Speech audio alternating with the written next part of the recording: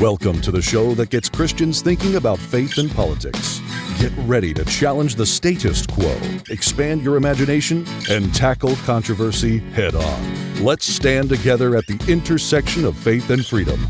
It's time for the Libertarian Christian Podcast.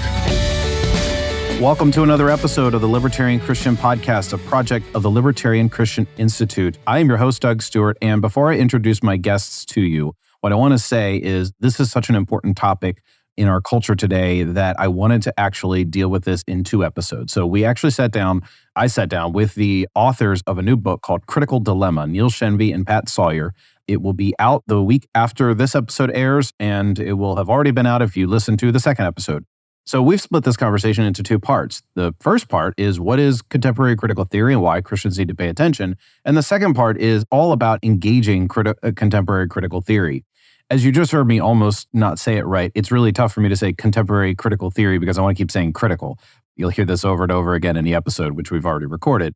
And so I really wanted to dive deeper into some of these conversations, and especially when there's 2 guests on, it can often be difficult because, you get to the introductions, you get to the basics of what the book is about, maybe a couple of fun facts, and all of a sudden you've got 5 minutes remaining. And I didn't want that to happen. And I think you'll find this one of the most chock full of information episodes. You'll probably want to listen to it over and over again. And then, of course, by the time part 2 comes out, you'll be ready to listen to it. So part 2 actually is really interesting because they do talk about some of the positive elements of critical race theory and some of the things that Christians need to avoid doing in order to be heard by the culture. So I will offer a slight disclaimer. There is a few points at which we talk about issues of sexuality and gender that may not be appropriate for your children. I'm going to let you decide what that is. I would recommend maybe listening to it first.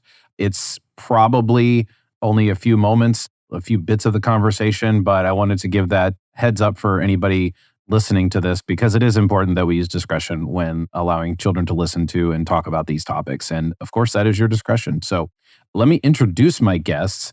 Neil Shenvi has an AB in chemistry from Princeton and a PhD in theoretical chemistry from UC Berkeley. He is the author of Why Believe? A Reasoned Approach to Christianity and is widely recognized for his writing on critical theory. Pat Sawyer has a BA in psychology from UNC Chapel Hill, an MA in communication studies from UNC Greensboro, and a PhD in educational studies and cultural studies from UNC Greensboro. All right, so without further ado, we're going to jump into part 1 of the conversation on contemporary critical theory. All right, we are on with Neil Shenvi and Pat Sawyer. Thanks for talking to us about this critical topic, guys. Thank you for inviting us. Good to be here.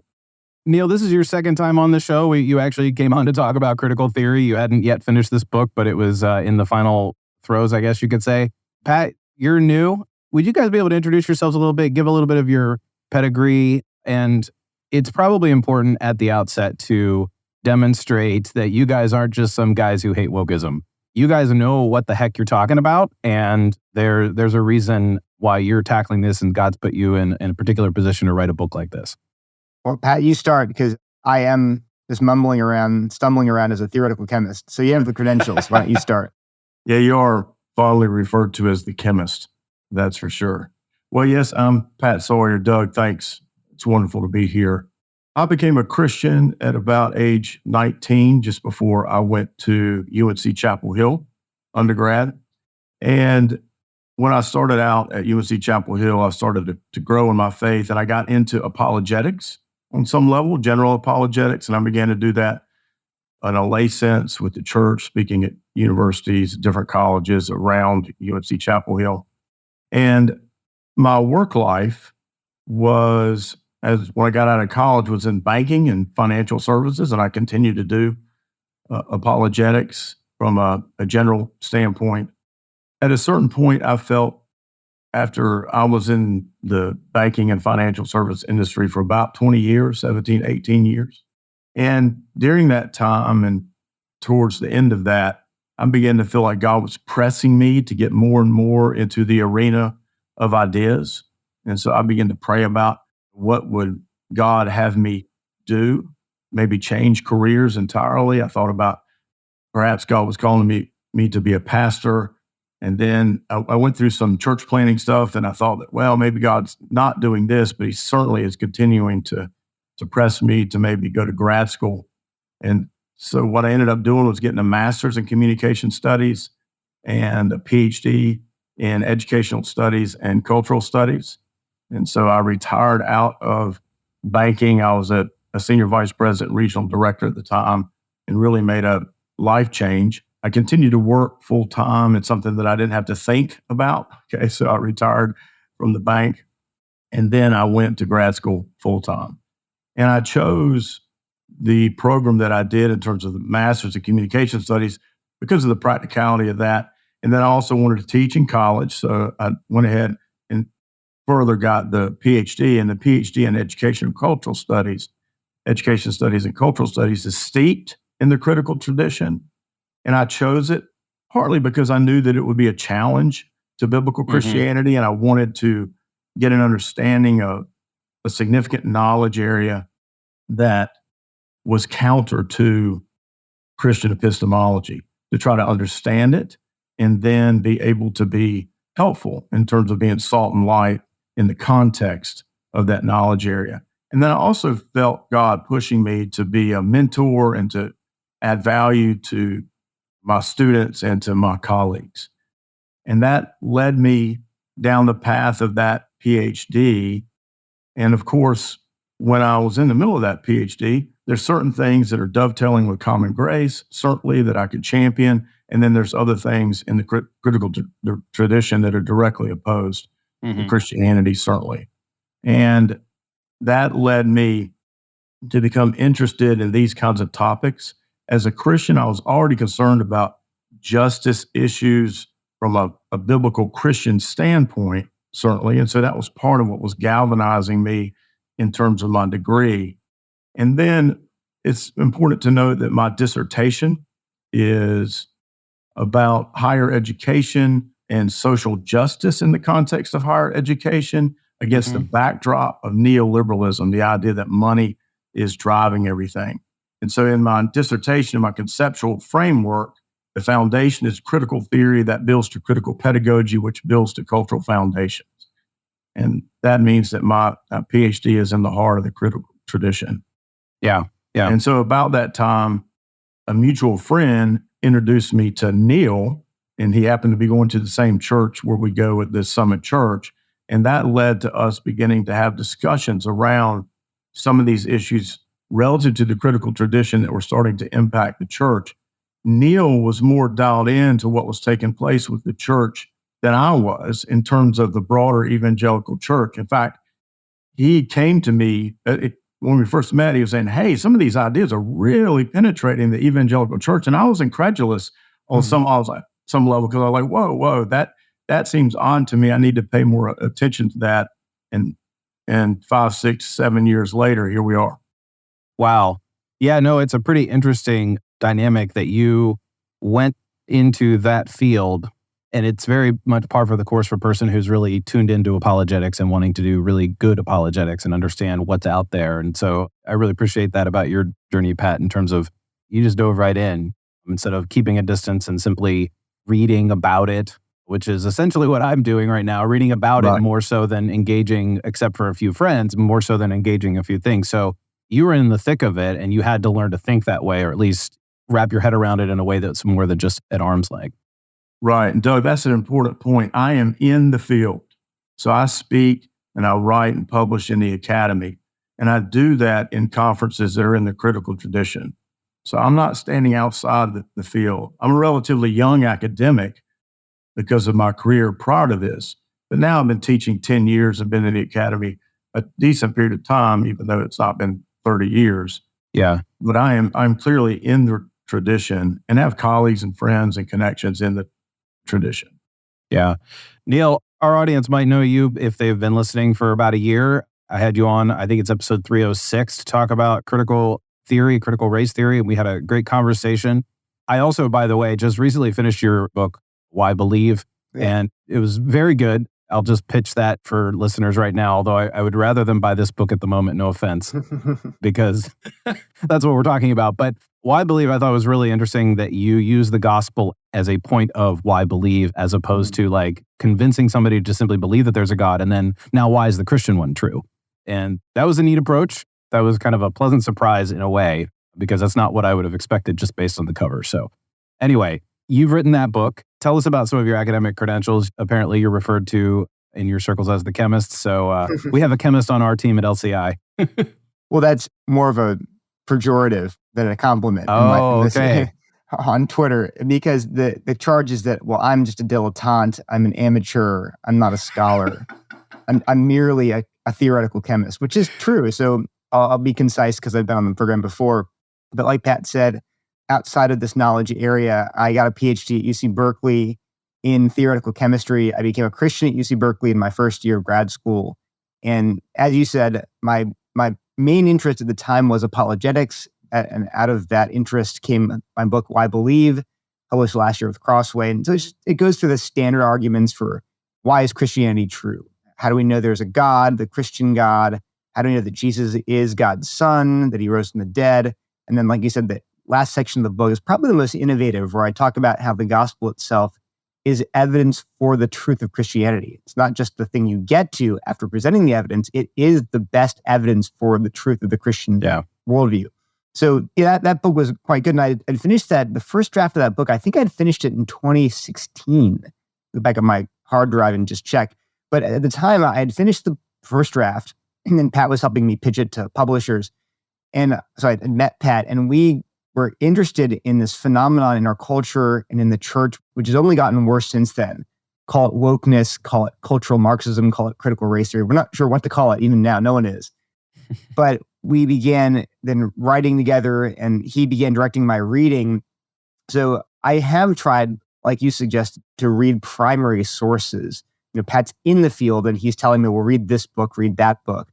And so you can see behind me on my shelf, I have a whole book of critical theories of various kinds, queer theory, feminist theory. I can't read the titles from here, but I am very happy to know that you're not the only person who doesn't only keep your books vertically. My wife would like me to. She's always getting on me to clean up my study, but I can't fit them. There actually are 2 layers in some places because I can't. Yeah. We have an entire wall-to-wall bookshelf, and I just can't fit the books. And I have people like, oh, this is for show. I'm like, nope. I've read 85% of those books, and the ones that I haven't read fully, I've probably skimmed from and quoted from. Anyway, so what I will say is this: our current book, Critical Dilemma, which you've co-authored now, it's a secondary source. It's our analysis and assessment of critical theory from a Christian perspective. However, I will say that I'm proud of this book for engaging incredibly heavily with the primary sources. So I think we have over 770 footnotes. We have, without exaggeration, thousands of words of direct quotes from these critical theorists themselves, including block quotes. We're not just pulling out a phrase here, we're letting them speak. And so if you don't have time, I understand time's limited. You can't go and read 200 books on critical social theory. But if you read our book, you'll be hearing critical theorists tell you for themselves in their own words what they believe. And that's really crucial for Christians to get at not just what we say they're saying, but they're actually saying, to really understand their worldview, their perspective, and their ideas. Yeah. Well, just because I know, Neil, you might have actually, if I don't remember all the things that we talked about and what I said about myself and why I was into this topic, but Pat, to get you up to speed or to inform you both, one of the reasons that I was interested in studying kind of starts with critical race theory, if that's the buzzword that's out there, a lot of people look that up, was because I was hearing a lot of Republican legislators in the past few years talk about critical race theory, and then Trump sort of banned it from, I forget what particular executive order or something he did. And so I was seeing things like Governor DeSantis was trying to eliminate critical race theory from curricula and all this kind of stuff. And I was hearing my friends on the left saying these Republicans don't know what the heck they're talking about. Mm-hmm. They're just taking things out of context. They're making this the new boogeyman. And I was like, yeah, that tracks. That typically is what's happening. And so I'm like, let me go find out. I started reading and I'm like, hang on. No, this does seem to be, at least in some part, the threat that they think it is. The common retort, of course, is well, we're not teaching 5-year-olds critical race theory, which we'll get to in this conversation. But that's kind of where I started on this in particular. The other element of that is the social justice element, which we could probably talk about in the second part of this conversation as it relates to the church, which is, I would say about 20 years ago, I was more interested in the social justice aspect of what was at that time kind of the emerging church. And one of the reasons I didn't become a full leftist was because I realized I needed to learn a little bit of economics. I did that and realized, we have limits to what we can do with each other and what we can do to each other and how we can cooperate that are actually within the moral frame of good ethics. So I didn't become a full leftist, but my heart is in that sort of social justice bent. So when I hear my leftists saying, well, critical race theory is things like, it's just teaching honest history, and that all the Republicans want to do is erase Black history and Indigenous history and whitewash it and whatever all those sort of things, the accusations from the left to the right are. And I was like, all right, well, so what do I need to read? And I reached out to some friends and I started reading them, and I'm like, this isn't good. Like, what on earth are you appealed? These are Christians that were suggesting this reading. Yeah. What on earth are you guys saying is true about this? Or what are you finding true about this that actually informs things? So that's kind of where I'm coming from, is trying to understand. And I have a heart for communicating with people about this in a way that can say, okay, well, I can take this particular thing and say, yeah, we still experience racism and there is still systemic racism. And I can acknowledge something called white privilege in a provisional way, at least. We'll talk about that, I suppose. But this whole ideology just doesn't match up. And so what ends up happening, though, is those conversations are really, really difficult. And those conversations are difficult because, first of all, we don't agree on the terms.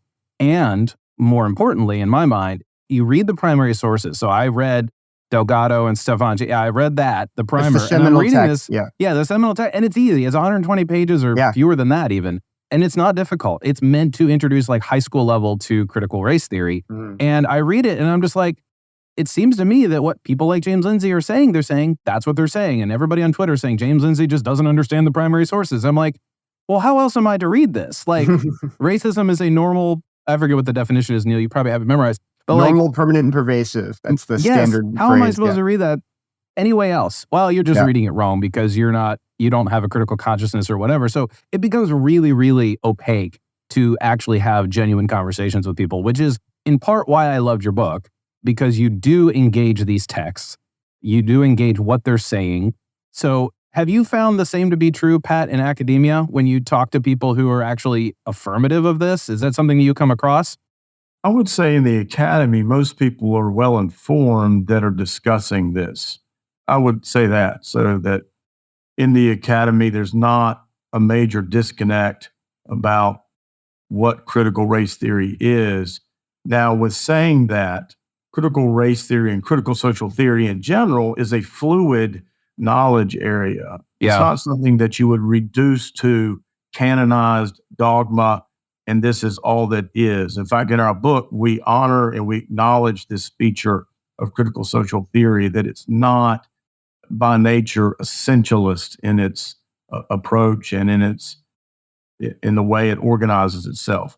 With that said, there are meaningful things that attend A, the critical tradition in general, and then B, various critical social theories that are part of the critical tradition. Each of those critical social theories do, in fact, have things that meaningfully define those knowledge areas that can be known and understood. Yeah. So both those things are at work. But I would say that when I'm in the academy or when I go to conferences that are in the critical tradition and we're sitting around and we're talking about these ideas, there is a good degree of unanimity in understanding, even though at times we might be wrestling over whether this particular viewpoint is best domiciled in critical race theory or not. There can be some back and forth on that. And then also some back and forth on the various tenets that permeate critical race theory, 15 to 20 that we collect together and summarize together in our book. Sometimes there can be tension around what does that tenet actually mean, not just theoretically, but on the ground in society and culture. That can happen. But to your point, I'm often talking to some people in mediated environments, social mediated environments, or just people that are in my spheres of influence. They're not necessarily in the academy. And there are wildly different perspectives and understandings about what critical race theory supposedly is. And you hear all the time that, oh, it's just people that are concerned about racism. Mm-hmm. And it's way much more than that. So to your point is well taken in terms of what you just mentioned. Well, I mean, we're about 20 minutes into this conversation and we haven't yet defined our terms, which is probably a good time to sort of pivot to that, because you actually, as you acknowledge, you deal with the fact that this is not a monolithic single ideology or, if you go with McWhorter, religion, that this is very much a lot of people are vying for the best way to do it and where do you put the certain terms and concepts. But your book is actually, I would say, really helpful in that because you get the reader realizing that very soon, this isn't monolithic. We can't just take it down by shouting, oh, well, that's just based in Marxism and we know that's bad. Like, that's just not a tack that Christians can take, or for that matter, anybody can take, even though there's some elements to that. And Marx was sort of the seminal work of that, unless you go back to Hegel. What are some of these terms that you're using in your book? You've used the term contemporary critical theory. I always want to start with the word critical So CTT, contemporary critical theory, critical race theory. We've got queer theory, which is mind-blowing, by the way. Critical social justice, which is very much probably more of like the movement. Critical social theory. And then we obviously postmodernism, which a lot more people are familiar with and can a little bit more wrap their heads around. I don't need you to define every one, but what are the ones that are important to you that, like, as you converse, as you advise people, as you advise Christians to converse with others in the church and outside the church to sort of wrap their heads around the most? So the way I describe it is that critical theory is this umbrella category today. So critical theory used to be siloed to the Frankfurt School, a group of philosophers and sociologists writing in the 1920s and 30s in Germany. They were called Frankfurt School, and they introduced the term critical theory, the capital C, capital T. That was like their niche theory, right? But since the 20s and 30s, critical theory has grown tremendously and has spawned entire disciplines like critical race theory, critical pedagogy, post-colonial scholarship, intersectional feminism, queer theory. These are all underneath the umbrella today of critical theory, lowercase c, lowercase t. So now there's this whole tradition that spans many different sub-disciplines like critical race theory, queer theory, critical pedagogy, etc. So all of those critical social theories fall under this broad heading. So we've, to try to cut through all of the fog, we want to describe, what is this whole tradition called? Should we call it cultural Marxism? Should we call it critical social justice? Is it all just critical race theory? So we introduced the term contemporary critical theory because it's a very neutral term. There's no baggage associated with it. And why we use that term. Clearly, these ideas are part of the critical tradition that started with critical theory. And if you look at that, academics will talk about critical theory today. And they're the form of critical theory that is having the greatest influence on our contemporary culture. So the term contemporary critical theory is a good way of encapsulating all these ideas like intersectionality, equity, social justice, the gender binary, white privilege. All of those terms you're seeing are coming out of this category we're calling contemporary critical theory. So we have like diagrams explaining why we use this term. And one of our big things in the book is we don't focus on labels. Like if you're arguing over whether we should call this thing cultural Marxism, whether we should call it critical social justice, it doesn't really matter what you're going to call it. What matters are the ideas. The labels are less important because people can just swap the labels out. If you say, well, critical race theory is awful, they'll say, well, that's fine. I'm not doing critical race theory. I'm doing anti-racism.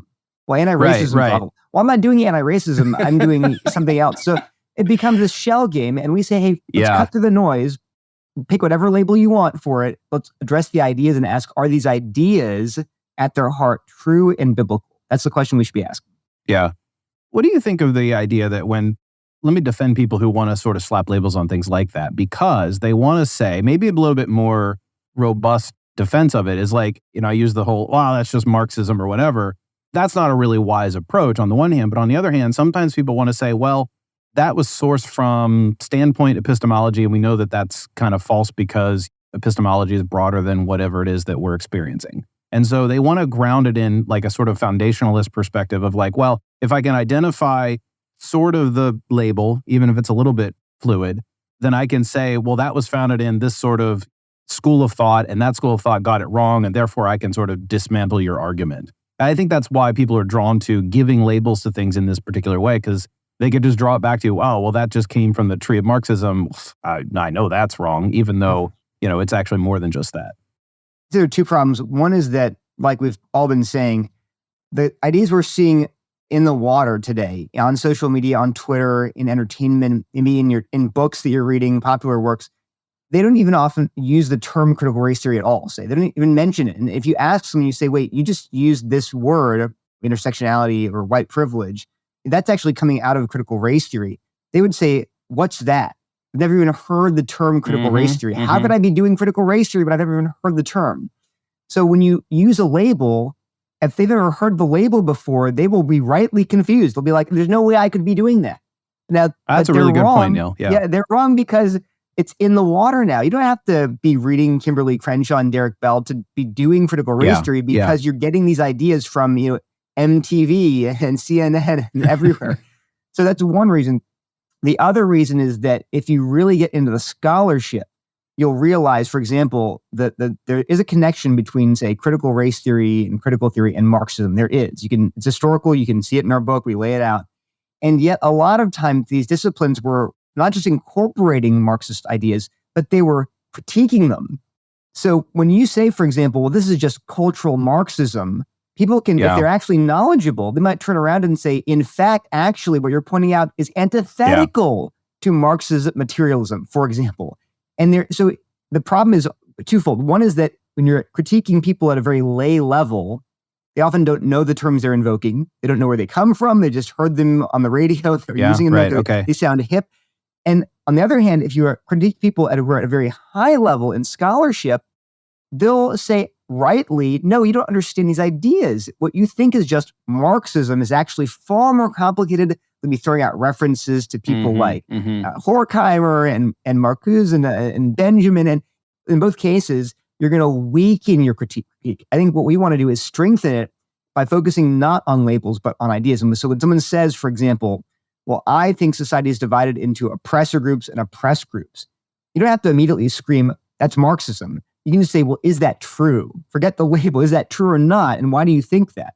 So I would just press your attack there and not the level of what words we're using.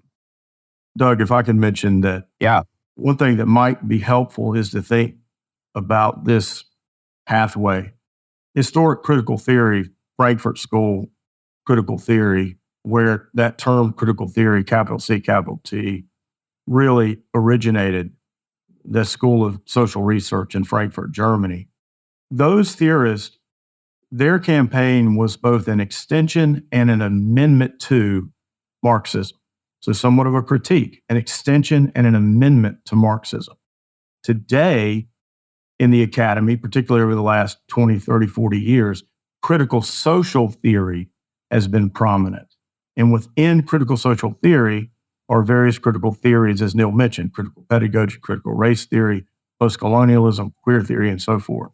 Well, critical social theory is both an extension and an amendment to historic critical theory.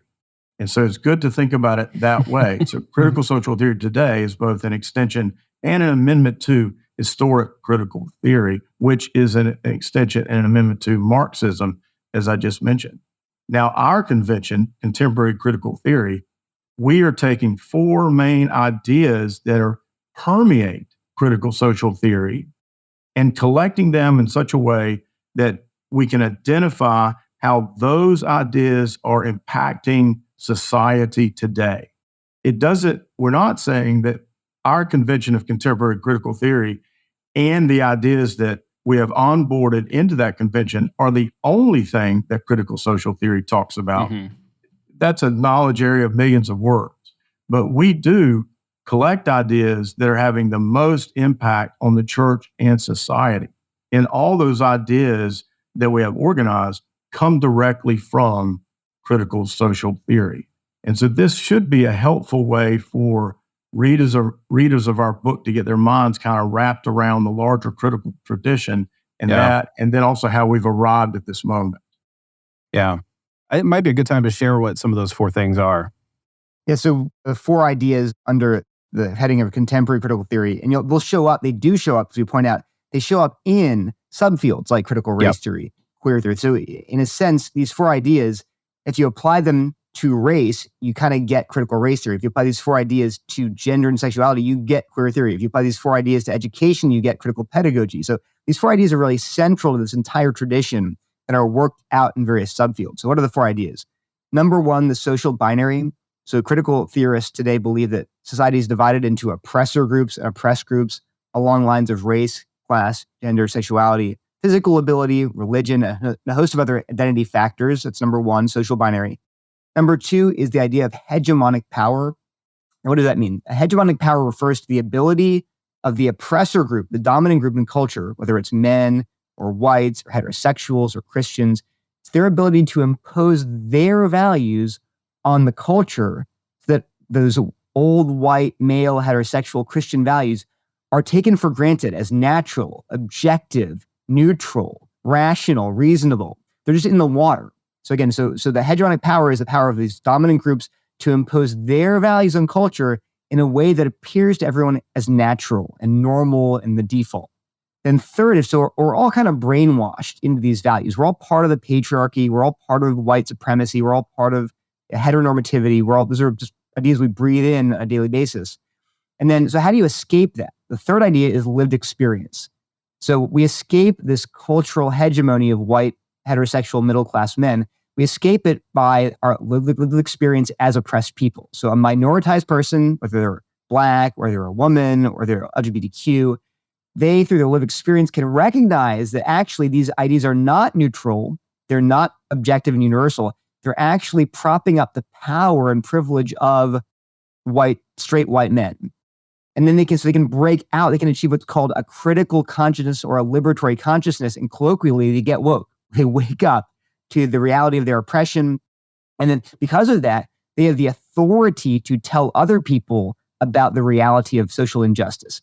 And then finally, the fourth idea is social justice. The goal of critical theory today is liberating these groups from the social binary, breaking down these power dynamics so that no group imposes their values on society. We can all share power and achieve sort of true freedom and liberation from norms and values and structures that hold people down and make them and marginalize them. So those are the social binary, hegemonic power, lived experience, and then social justice. Hey, folks, I just want to take a break from our episode to ask you to consider becoming an LCI insider. We want everyone to feel engaged and excited about what LCI is doing. And the best way to do that is if you become a monthly supporter at $20 or more per month, you will become what we're calling our LCI insiders. You get some free gifts. You get an exclusive Christ is King magnetic lapel pin. They give you 2 copies of Faith Seeking Freedom. We send monthly ebooks months ahead of when they're released on our public website. You can get discounts on our swag on our online store, and you get exclusive invites to our quarterly live streams with the LCI staff. In addition to that, whenever we do publish something like a physical book like Strangers with Candy, we'll also send you those as well. So the best way to stay up to date on what we're doing and to support what the Libertarian Christian Institute is doing, including supporting the podcast you're listening to right now, is to become an LCI insider. So to do that, go to libertarianchristians.com/donate and then choose recurring monthly gift, and you'll be added to our list automatically. Thank you for your support, and I'll let you get back to the podcast. So one of the values of your book, aside from not just latching onto one term and saying this is what it is and talking about the value of contemporary critical theory as a moniker for this, is your discussion on slavery and the history of slavery in the U.S., which is one of the reasons why this is really, really difficult to talk about. You know, contemporary critical theory isn't just like, hey, we now need to deconstruct and we need to, sort of rethink everything and so forth. There's also a component in U.S. history that makes it very tangible, because there have been oppressors and oppressed in American history, very explicitly and very undeniably. And you spend a chapter, which was not enjoyable, and on purpose, I think, talking about the history of slavery. Can you talk about why you thought it was really, really important it's pretty early on in the book. Why is that chapter there? Because it seems to me that this is just a theoretical, that could be the critique of this. It's like, well, why do we need to talk about slavery? That's past. This is just a theoretical battle of ideas that's winning the culture, and we need to fight it.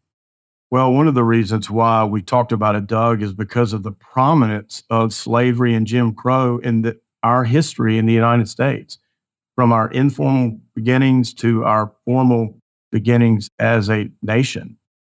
Slavery, 250 years of slavery and 100 years of black codes and Jim Crow laws has been a tremendous, large percentage and segment of our campaign as a nation. So we would be remiss not to talk about that dynamic and the reality of issues today that are still relevant to today relative to racism being prominent and being part of our fabric today are directly related to that history. And we recognize as Christians how egregious and evil and wicked that history is.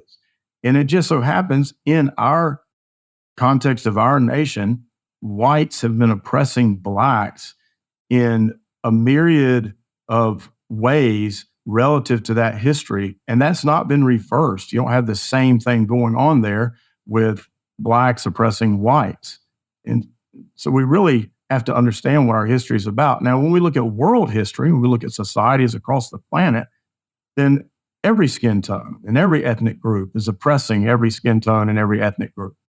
And so we don't need to get it twisted and have some kind of false view of whiteness being connected to issues around genocide and slavery being exclusive to whites. We get into how that terminology is deficient and really scandalous in certain ways. But in the context of our culture in our country, in the U.S., we really need to understand this history. And we also want to make the case that you can be concerned about racism, strongly concerned, to be fighting against it, both individually and institutionally, and not buy into critical social theory. You don't have to buy into critical social theory or critical race theory to be someone who is strongly against racism and making a difference against racism. I'm someone who has been involved in protest when there has been corruption in the context of police relative to issues of race. And I've engaged in peaceful protesting in my community to try to fight against racism when it has actually happened and risen to an institutional level. So since Neil and I are sympathetic to these dynamics and these concerns, we had to include that history. We had to kind of, and again, it's truncated, it's scant in certain ways. We do, as you say, we do get into some very serious things relative to that history to try to jolt the reader into recognizing that, oh, wait a minute, we don't just need to think that the civil rights movement, quote unquote, was just in the 1960s, and that's been almost 2.5 generations ago. So what's the big deal? Everybody's equal now. There should be no issues. That is an incorrect way to think about our racialized history. And we wanted to demonstrate just how egregious that it was. And so that can then condition us to think about, well, what kind of action steps should we be taking now relative to trying to redress some of the ills and difficulties that are in our society that are connected to that history? Because part of our book is not just about a critique of critical social theory. It's about a number of other wonderful things that we perhaps will get to here. But one of those things is, how can we promote racial healing and racial unity while not giving in to false views of sin? Nobody's guilty of sins they hadn't committed. So we can't onboard that kind of historical oppressor mentality associated to whites. We can't onboard that bad thinking, but at the same time, we still need to take actions against the prominent sin of racism in our culture. Yeah. I remember the first time I was really confronted with I would say the reason that I was confronted with, but like it really hit me in 2006. I remember watching Martin Luther King Jr.'s speech, the I Have a Dream speech, and sort of realizing the context of like, wow, my parents grew up during this time. That's not that long ago.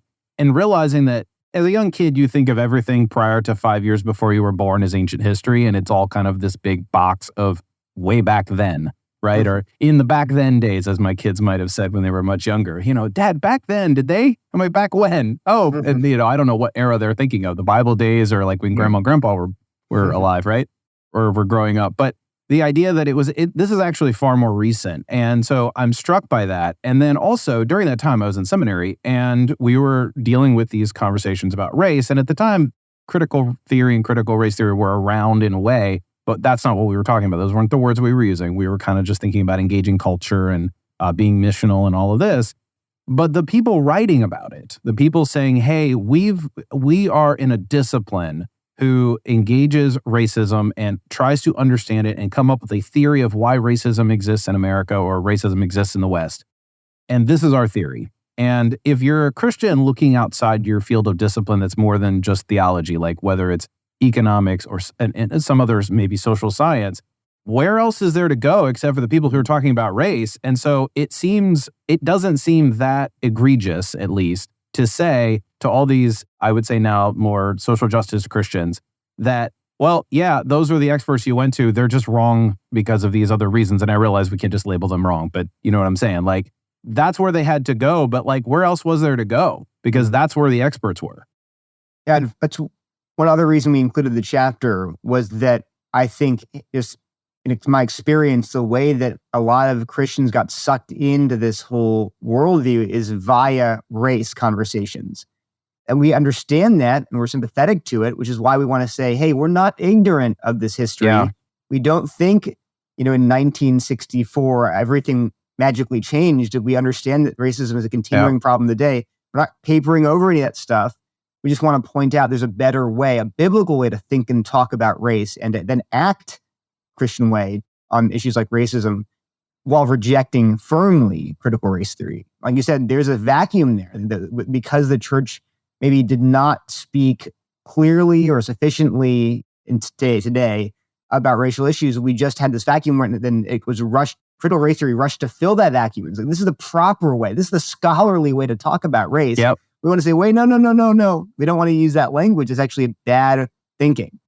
So this is again, we want to reach out to people that have bought into that, thinking it's the only way to talk about racism, and say, no, there's a better way, actually. The Bible shows us a better way. Yeah. And we also bring it up, Doug, I mentioned 250 years of slavery. Slaves were first brought to this part of the world really in the 1520s. So we're looking at really 350 years. But one of the things that we're doing in this context, and even when we think about the slaves that were brought in the 1520s, they revolted and were able to free themselves and establish their own communities free as free people, those who were first brought and then were able to free themselves from the Spanish, from their captors. And that highlights something. When we think of the massive oppression that's been given towards the Black community, look how the Black community has thrived and the resilient, and the fact that not only has that community survived slavery and Jim Crow, but even in the context of Jim Crow, think about the Harlem Renaissance, how the Black communities and the innovators and the Black creatives and the artists and the intellectuals, the incredible things that they were doing that showed Black resiliency, thriving, and just brilliance. And so we want to highlight that as well and give honor to our fellow human beings, our brothers and sisters in Christ who are people of color, and particularly Black, who are part of this history. They were not defeated by the massive oppression that was placed upon them. And there's a sense, the human quality of that and the power of that, we wanted to highlight because it's inspiring to everyone if we really give it some thought. Yeah. Well, it gives it gives a counter narrative to the you need to be a victim / oppressed in order to rise out of the ashes. I mean, not that they weren't victims or not that they weren't oppressed, but there's more to it than that mentality per se. Neil, you were saying that the introduction to critical theory was happening based on race conversations over the last 10, 20 years in the church. So I want to talk just a little bit about critical race theory before we move on to queer theory, because I think that's something really important to talk about. Where do you stand on the question of whether or not something like critical race theory or contemporary critical theory is a religion? John McWhorter uses that term. A friend of mine who's a philosopher, he doesn't think it qualifies as a religion, and he spells that out in an article. Where do you stand? I mean, I realize that that's kind of it's a fluid sort of way of thinking, but. That's right. I mean, I'd say define a religion first, and I'll tell you whether it's religion. Right. That's a do you very think it hot behaves topic. like a religion, and maybe that's why it's not compatible? That's one of the reasons it is not compatible. One of the many reasons we highlight in our book. So we frame it in terms of a worldview or a meta-narrative. Yeah. And I like the word functions. It functions as a worldview or a meta-narrative. And this is actually relevant to how Christians get sucked in via the race conversation into this worldview, because they think they can take critical race theory and apply it only to race. And we're just going to take race and understand it via the lens of critical race theory. Now, even if you do that, I'd argue that's bad. It's embedded with assumptions that are not true or biblical. Sure. But yeah. Bigger problem is you can't do that. So if you look at, and we quote numerous sources saying this, exactly this, but critical race theorists themselves will argue that a defining element of critical race theory, this is going back to 1993 and Words That Wound by Matsuda et al., the co-founders of CRT, they will affirm that critical race theory necessarily touches on issues like racism, sexism, heterosexism, classism, ableism, that all of these systems are interlocking forms of oppression that must be dismantled simultaneously. So critical race theorists will be the first to tell you cannot apply critical race theory to race alone. You must apply it to all these other social oppressions. And that is, we're beginning to see why it's functioning as a totalizing worldview. You're seeing everything, whether it's race or class or gender or physical ability or religion. Yeah. It's all being viewed in terms of oppressor and oppressed. So it isn't just a legal theory, because it, by definition, can't really just be a legal theory. Oh, they will. And we have actually, it's definitely not just legal theory. We have numerous quotes saying exactly that from critical race theorists. But more than that, it's not just a racial theory. It really is part of a theory of everything, every social interaction. And that's why it's functioning. Whether or not we call it a religion or call it a worldview, it's functioning like one. It's claiming more and more of your conceptual landscape. It wants to, like Pat likes the phrase, it colonizes your mind. It's pushing the boundary. What an ironic over and thing, over. right? It is, yes. It's claiming more and more territory. It starts out, maybe the beachhead is thinking about race. And it's going to immediately, read Crenshaw and realize, though Crenshaw says, because of intersectionality, well, race is gendered. There's gendered race and there's racial sexism. So you have to then take gender into account and sex into account.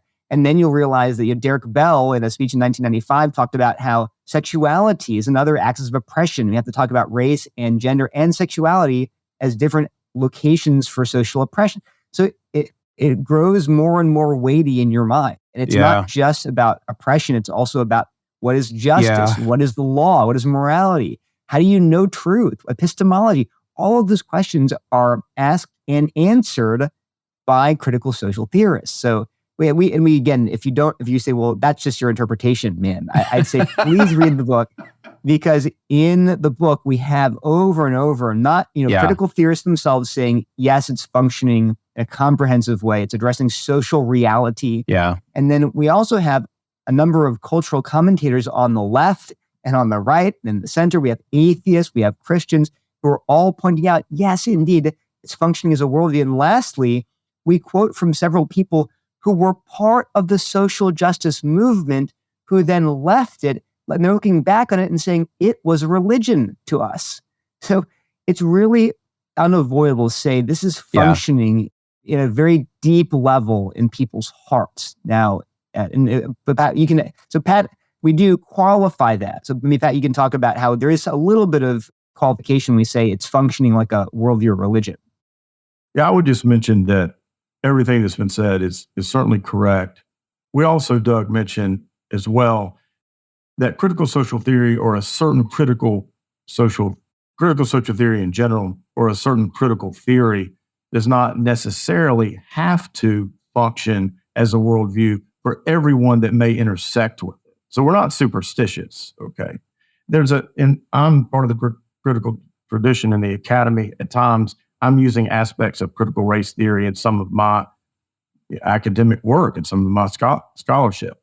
Well, I don't fully embrace critical social theory, and I have not adopted it as a worldview. With that said, and so we do give that qualification, and that's an important one. Sure, yeah. At the same time, it's exactly as Neil has articulated here. This is a comprehensive knowledge area. The more you embrace it, it will become a functioning lens in terms of how you see the world. What is critical theory at the basic level? Critical theory is a method of analysis of the social world that prioritizes power who has it, who doesn't have it, and why. And those who are left out of power, according to the goals and ideals of critical social theory, those are the marginalized and the disenfranchised. And the campaign of critical theory is to emancipate and to enfranchise and give power to those who are outside of the status quo and outside of power. So if that is going to be the approach, then critical social theory is going to address issues of epistemology, how we know what is true. It's going to address issues of ontology, what it means to be a human being in the world. It's going to address issues of phenomenology, lived experience, our day-to-day lived experience. Well, if you're addressing those big categories and you're answering questions in those categories, now you have a meta-narrative and you have a worldview. It's undeniable. And the colleagues that I intersect with, we talk about the issue of, is this a religion? The colleagues that I intersect with in the critical tradition that are very pro-critical social theory, well, what are they doing? They're reading texts that are part of critical social theory that they strongly revere. They're listening to and watching and paying attention to and reading various philosophers and theorists and sociologists and that are in the critical tradition, and they're heralding them. They respect them greatly. They're listening to them, not just audibly, but in terms of how they're orchestrating and structuring their lives, in terms of interest, in terms of the knowledge that they're growing in. And so this becomes a lens to kind of understand the world. And then when you're at that place, you're certainly at a place of having characteristics that touch on religion without question. And so the claim that is being made here that you've acknowledged is true. It does operate from a religious standpoint for a number of people, whether they identify it that way or not. Yeah. I want to ask you one question about, this is the Libertarian Christian podcast that we're having this conversation on. And of course, you even specifically addressed the question I'm about to ask, which is, we have all these intersecting differences of oppression. You know, if you're a black female versus a white male, or a black female who's trans versus a gay man who's white or Indian or whatever it might be, we have all these just varying intersections of oppressed groups or whatever. And a libertarian and a conservative, and I mean, most people in the sort of the classical liberal tradition generally would say, well, this is why we need to just base it all down to everybody's an individual. We can, we don't want to identify people based on their race or their tribe or whatever else. We just need to treat people as individuals. And that doesn't really, that's not where it leads when you're doing critical theory. And why is that the case? Because that's it seems very like a natural, like if you think like classical liberal, you're thinking, oh, well, great. We need to not treat people based on these tribes. Let's treat them as individuals, which is kind of what I try to do, right? Why is that not the logical outcome? And why is that a false direction to sort of take the conversation maybe with somebody? That's a great example of why Christians need to be informed of what intersectionality actually is. Because it's a great quip you hear a lot. It's like, well, if you have all these intersectional categories, you get smaller and smaller and smaller groups. You have black, lesbian, educated, female, blah, blah, blah. You narrow it down further and further. Why can't I just treat you as Neil? Exactly. And the argument is that the logical endpoint of intersectionality, when you have these smaller and smaller groups, is you get all the way down to the individual. So we might as well protect the individual. And that's a misunderstanding of intersectionality, because intersectionality is committed to the idea that we're all part of oppressed or oppressor groups, that you can't sort of step outside of your social location and say, I'm just an individual sitting here as an atomized individual in society. You'd say, no, absolutely, you're never that. So even if you talk in the book, we give an example. If you happen to be the only white, Christian, male, Norwegian, 25-year-old billionaire, there's only one of you in the entire planet, if it's all those categories, you're still not an individual, according to critical social theory. You're merely part of all of these gargantuan oppressor groups. That's it. They never get down to the level of an individual because it's all about power. So all you did see you as you're the possessor of all these different forms of social power. That's what you are. And in this, actually, Robin DiAngelo, I think we quote her saying that individualism must be rejected. It's actually a facade that masks oppression. So she would actually outright say you have to view things in collective terms, and if you can't do that if you're focusing on individuals. So at the heart, so this is again a reason why Christians need to understand the not just this glib, flippant, gotcha responses.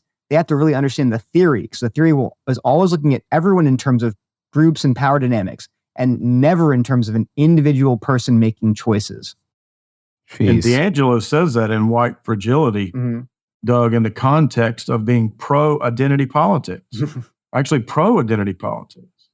So individualism is rejected in terms of a way to think about society and communities and culture. And that's a pronounced approach, but it's one that is not a secret to this campaign.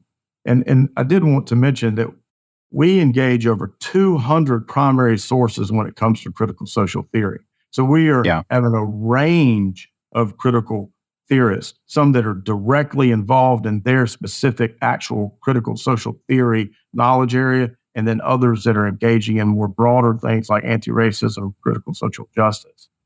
And different perspectives around individualism permeate some of these different critical theories in the weeds, but overall, the tradition itself is pushing for that group identity over individual identity.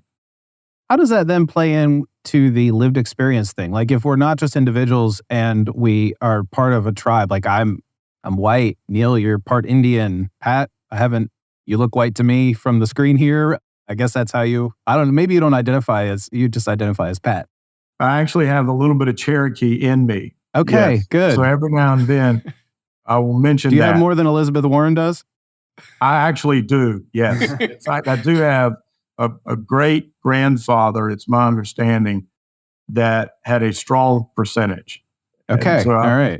I get a good tan at the beach when I was a kid, not to speak too much about this, but my mom would go look for her native Indian boy as she was kind of thinking about it, because I was standing out at the pool where I was in a predominantly white neighborhood pool. So I do have my skin has some of the benefits of my Cherokee heritage. So why does individualism as bad not conflict with their value of lived experience? Good question. So again, this is where understanding the theory is important. So your lived experience is shaped by your social location, meaning where you fall in these power dynamics. So for example, lived experience, the way they use the term, would refer to my lived experience as a man, as a half Indian person, as an educated person. So those are the categories that would shape my lived experience. My lived experience, when they use that term, they're not referring to, say, the house I live in, or they're not referring to where I grew up or where I went to school. It's more in terms of, again, those broad categories of oppressor oppressed. That's why you hear people even reflexively will say, as a white man or as a Hispanic woman. They're not saying as a resident of Durham, usually. Here's my belief about racism as someone who owns a car. Like, that's not, it's all about demographics and then which power groups you belong to as oppressor or oppressed. And that shapes your outlook on reality. So for example, a straight white male is blinded by his privilege. So when he speaks, you're going to immediately think that he's overlooking the reality of social injustice because he has both conscious and subconscious reasons to ignore the reality of oppression and ignore all the advantages that his straight white masculinity has purchased him.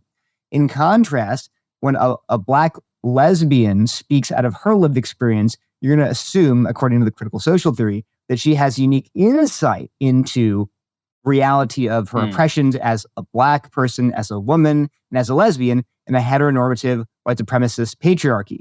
So again, they're never appealing to your actual life history. Like, well, I grew up here, I went to this school, this is my wife, this is her profession, that's not part of what it means to have a lived experience. It's all about how do you fit into the social binary?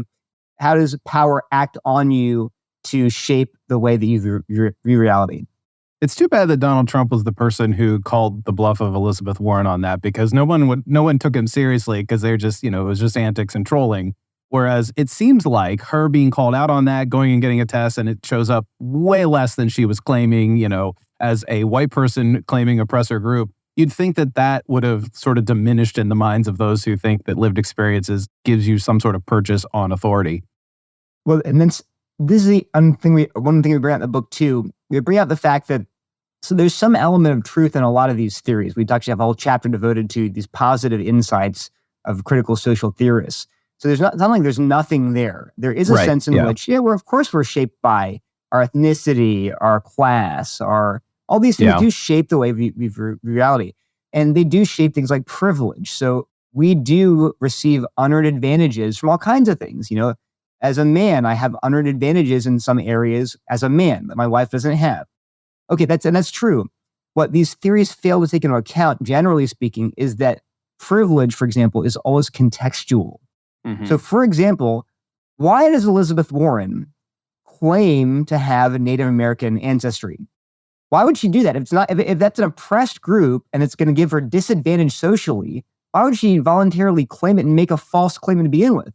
The answer is it does not purely confer disadvantage. In some context, it confers advantage for her to say, I'm part Native American. It'll make people more inclined to listen to her. Now, again, that's not universal. In some contexts, people will discriminate against her on the basis of perceiving her as a Native American. But our point is that whether you have privilege or not depends on where you are, like physically. So I say an evangelical Christian will have privilege, presumably, in some deep red, rural, highly evangelical county in the South, say. But if an evangelical Christian flies to a highly progressive urban college campus, well, they will not have privilege as an evangelical Christian. They will actually be looked down on and have their social status revoked because of their beliefs. Right. Yeah. It really depends on your actual community, whether your identity confers you with an advantage or a disadvantage. And so I think it's often missed by critical social theorists. Yeah. You had a comment there. You had a few positive things to say, and I want to talk about that in part 2 of this conversation. Before we get there, I want to talk a little bit about queer theory, because queer theory, the word itself might be a little misleading for those who don't understand the term. I have to say, this was like the most disturbing chapter of the book, and I hate to say that it was the most disturbing because the slavery chapter probably should have been the most disturbing because that's history, and this is a little bit on the theory side, but page 198 in the copy that I have, which was an advanced copy, I read this and I literally wrote in the margins, WTF. And you probably might know which part I'm talking about. And I think the key question you can lead up to answering it is, are these people coming for our kids? Because I think that's what the alleged threat is by a lot of people on the right, is that these people are coming for your kids. And if there's any evidence in that direction at all, it would come from queer theory. And why is that? Well, I would first mention that queer theory certainly is a critical social theory that is understanding power relative to sexuality and gender. Okay, so we just want to start there. And queer theory's campaign is to deconstruct certain norms that are connected to sexuality and gender that it finds problematic.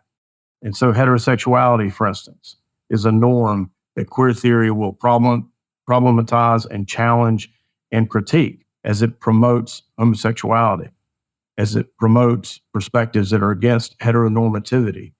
So that deconstruction of sexuality and gender doesn't stop there.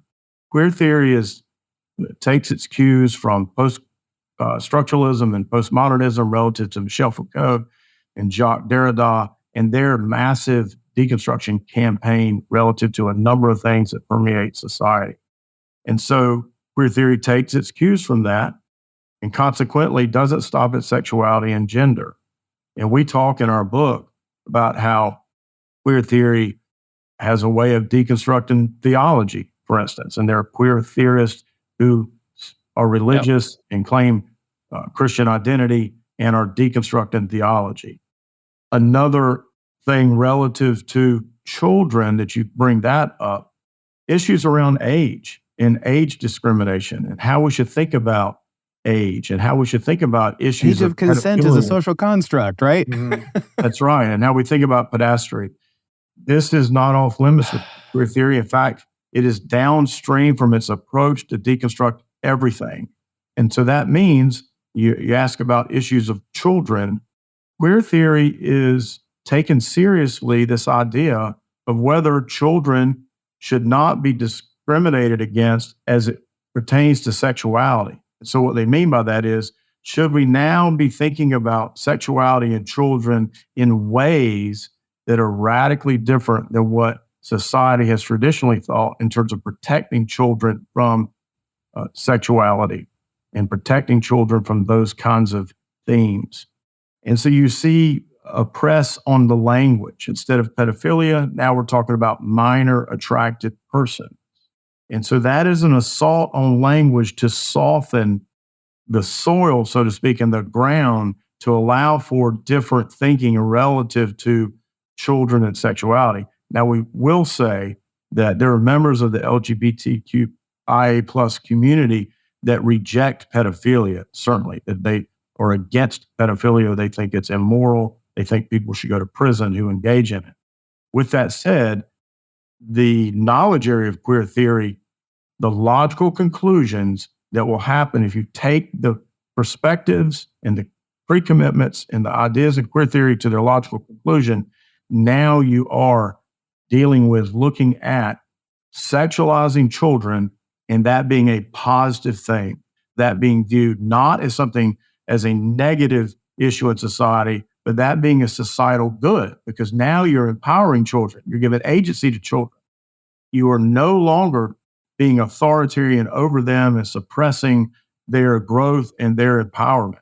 And as you know, you've read the book, we unpack that and we argue that that is quite pernicious and quite egregious. So from that standpoint, when we're now thinking about what's happening on the ground in terms of drag queen story hour, why is this something that is being heralded as a positive, good thing in certain contexts? Well, it's because it's downstream from the ideas and the core values and commitments of queer theory.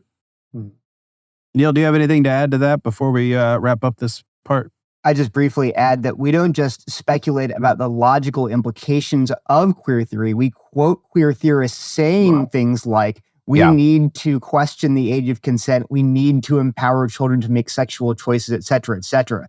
When talked about, are they coming for your kids? We have queer theorists saying we want to educate children about sexuality at a young age. So we're not merely connecting the dots. We're also quoting verbatim from prominent queer theorists saying, absolutely, this is a major source of discussion within queer theory. So again, we're not just being, this is a boogeyman. No, we're reading these sources and they are actually, and if you notice in the book, there are a number of quotes. We have long quotes where there are brackets. And the reason for that is our publisher asked us to please take out sexually explicit terminology and material. And we, after some thought, we agreed to it. But if you read the actual, and you can, the words are there, you can tell what they're saying. But if you actually read the original sources, it's even worse. It got the impression across. Yeah. Yeah, it's clear from what we're taking out. But the point is, we actually softened the actual language of the queer theorists for the purpose of not making people shut the book and vomit. Yeah. But it is extremely explicit in the queer theorists. It mostly worked. I wanted to throw the book and vomit. And honestly, the comment that I made, my little mark in the margins, was because you were quoting people, and there are sociologists who say that there's no consensus that sexualizing children is harmful. It's like, wait, what?